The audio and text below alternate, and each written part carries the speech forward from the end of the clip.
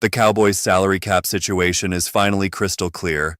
And if you've been confused about how much money Dallas actually has to work with right now, you're not alone, because the numbers have been all over the place. And before we dive into the real figures, hit that subscribe button right now, because we break down every single Cowboys move the second it happens. And with the draft coming up and potential trades still on the table, you do not want to miss what's next for America's team. So let's get into it, because what we're seeing with Dallas's cap space is not what a lot of people think it is. And the actual contract details that just came out tell a completely different story than those initial reports you saw on Twitter. Starting with Jalen Thompson, because this was the big one that got everyone talking. The deal was first reported as 3 years, $36 million. And everyone freaked out thinking Dallas just handed out another massive contract. But here's the truth. It's actually 3 years, $33 million with $22 million guaranteed. And when you look at how it's structured for the cap, it tells you everything you need to know about how the front office is operating right now. Thompson's cap hit this year is only $4.6 million, which is extremely manageable. Then it jumps to 11.4 in 2027 and 12.9 in 2028. But here's the kicker.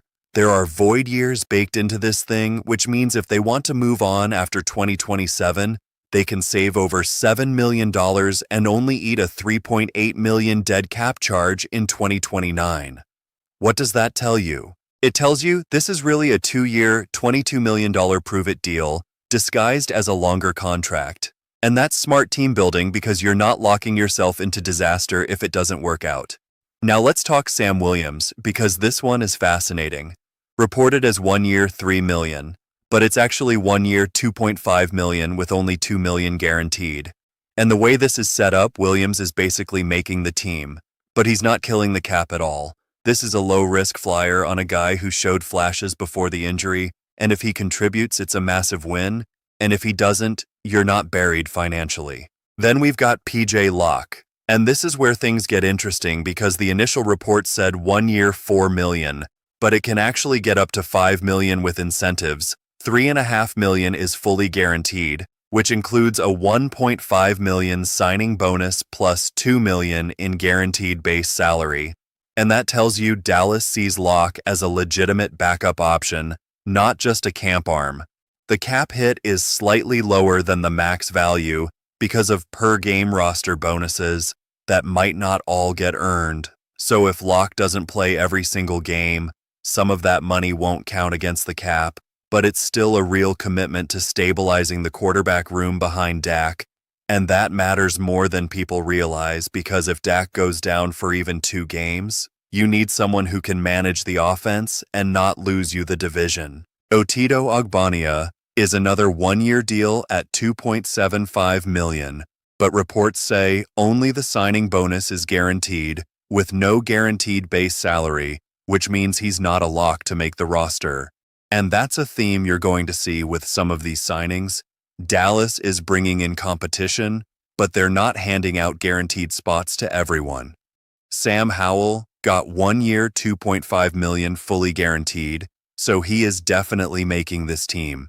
And now the question becomes, is he the number 2, or is PJ Locke? And honestly, that competition is going to be one of the most interesting storylines of training camp, because whoever wins that backup job could determine whether Dallas salvages a season if Dak misses time, or whether everything falls apart. Tyrus Wheat is getting 1 year, $1.7 million, but only a $100,000 signing bonus is guaranteed, which means this is pure competition with no safety net. He's got to earn his spot, or he's gone. And I actually like that approach, because you're not wasting money on guys who don't produce. AP Hennessy has a veteran salary benefit contract, which is one of those unique deals the league allows for older players, and it maxes out at $1.4 million, but the cap hit is actually lower at $1.22 million with $1.26 million guaranteed. This helps veteran players stay in the league without teams getting crushed, cap-wise, and it's a smart signing for depth. Kobe Durant got 1 year, $4 million, with about 1.5 guaranteed. And honestly, this might be my favorite contract of the entire free agency period, because you're getting a young athletic cornerback with upside for almost nothing guaranteed. And if he pops, you just found a starter on a dirt cheap deal. And if he doesn't, you cut him with barely any pain. That's how you build a roster when you're tight against the cap. Now here's something critical that nobody's really talking about. All those incentives the Cowboys put into player contracts are tied to making the playoffs. And because Dallas didn't make the postseason last year, those incentives are classified as not likely to be earned, which means they don't count against the cap right now. If players hit those benchmarks and the Cowboys make the playoffs, then those incentives get added back onto the cap. But it would really impact 2027 more than this year. So for now, you're getting a little bit of cap relief from that structure, and Jerry and Steven know exactly what they're doing with these mechanisms. But wait, there's more, because several Cowboys players took pay cuts to help create space, and this is where things get really interesting. Terrence Steele restructured and his new cap hit is $8.7 million. Malik Hooker is just over $6.5 million, and Rashawn Gary is just under $5.5 million. Those three guys pushed money into future years to help Dallas sign guys like Jalen Thompson right now, and that shows you those veterans are bought in and want to win. But it also means the cap situation in future years is going to be tighter unless they keep restructuring or unless they make some tough cuts. Jonathan Mingo is at $1.15 million. And here's the crazy part. They did not guarantee his base salary, which means he's still in danger of being cut if he doesn't show up in camp and prove he deserves a roster spot. That tells you Dallas is not married to the trade they made, and they're willing to admit a mistake if it doesn't work out. So where does all this leave the Cowboys in terms of actual cap space? Well, that's where it gets a little confusing because different sites are showing different numbers. Over the Cap has Dallas at about $14.3 million, while SpotRack shows $15.5 million, and the discrepancy comes down to how they're counting dead money and some of the details on contracts like Zach Martin and Marshawn Neely, whose situation is unfortunately unique because of his tragic health issue. If you split the difference, you're looking at about $15 million in current cap space, which honestly is not a lot, and it puts Dallas in the bottom third of the league right now. But here's what nobody is explaining correctly.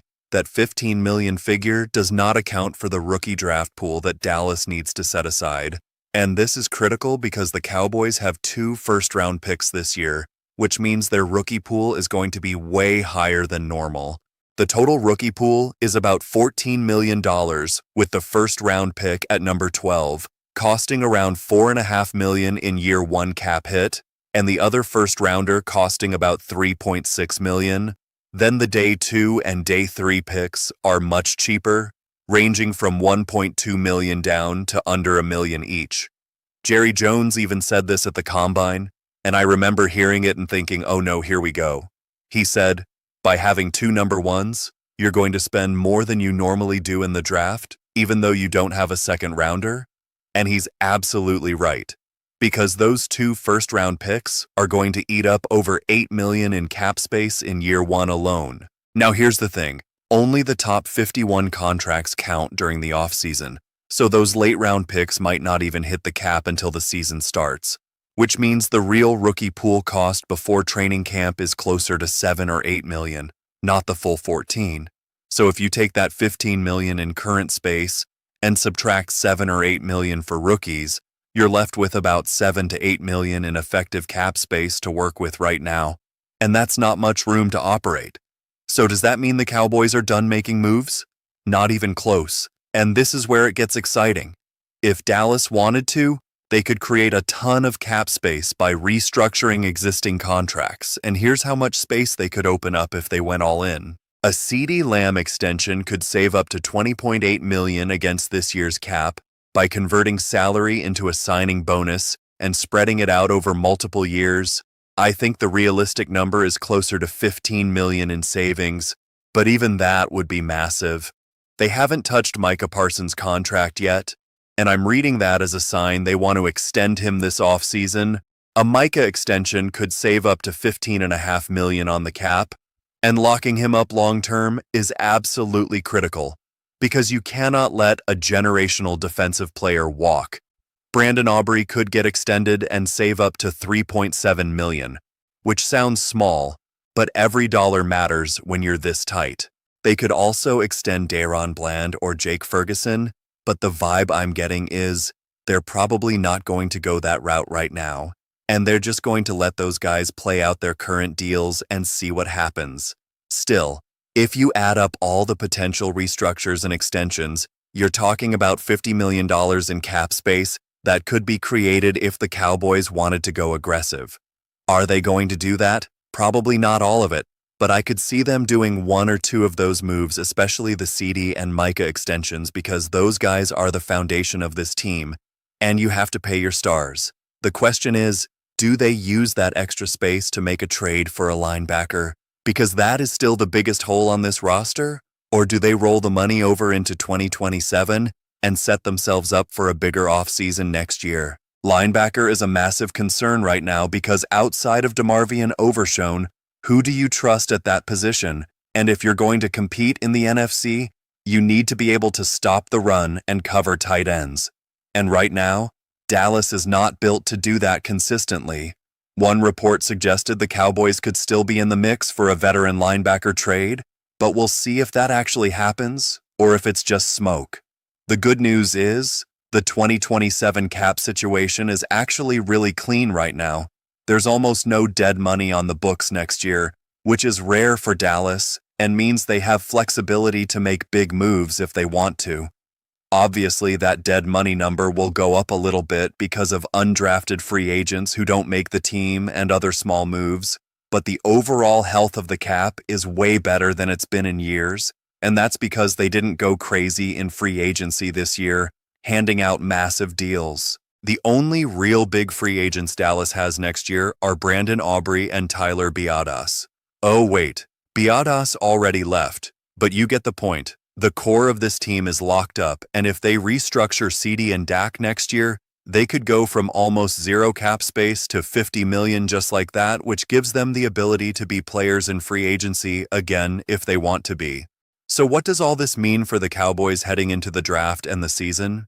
It means they're operating carefully, they're not panicking, they're building through the draft and making smart, low-risk signings in free agency, and they're keeping their future flexibility intact, which is honestly the smartest way to build when you're up against the cap. Is it exciting? Not really, because fans want splashy signings and big names, but it's the right way to do business. And if these draft picks hit, and guys like Jalen Thompson and Kobe Durant turn into contributors, then Dallas is going to be in great shape. The draft is massive, because with 2 first-rounders, the Cowboys have a chance to add 2 immediate starters, or at least 2 high-level contributors, and if they nail those picks, this offseason goes from a B- to an A+ real quick. Personally, I think they need to go defensive line and linebacker in the first round because those are the biggest needs, and you have to get younger and more athletic on defense if you want to compete with teams like the Eagles and Niners. But here's the reality. Jerry and Steven are not going to blow up the cap and mortgage the future just to make a splash right now. They're playing the long game and betting on the draft and internal development, and whether you agree with that approach or not, you have to admit the cap situation is healthier than it's been in a while. Now I want to hear from you. How would you grade Cowboys free agency after seeing all these contract details? Are you giving them an A because they stayed disciplined and didn't overpay? A B because they addressed some needs but not all of them? A C because it was boring and didn't move the needle? Or a D or F because they didn't do enough to fix the defense? Drop your grade in the comments right now and let's debate this because I know Cowboys Nation has strong opinions and I want to hear all of them. And before you go, make sure you're subscribed because we've got draft coverage coming up, potential trade rumors, and every single update on contract extensions and roster moves the second they happen. We're covering this team all off-season and into the season, and you don't want to miss a single video. Bottom line is this. The Cowboys have about $7 to $8 million in real cap space right now.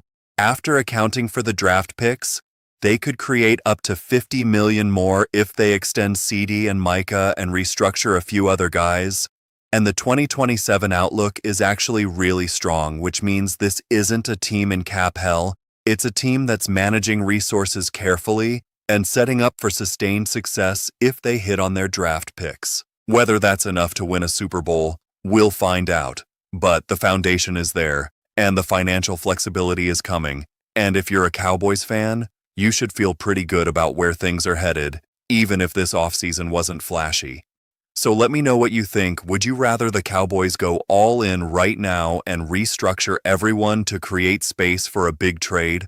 Or do you like the patient approach and building through the draft? Comment below and let's talk about it, because this is the conversation every fan should be having right now as we head into the most important draft in years for this franchise.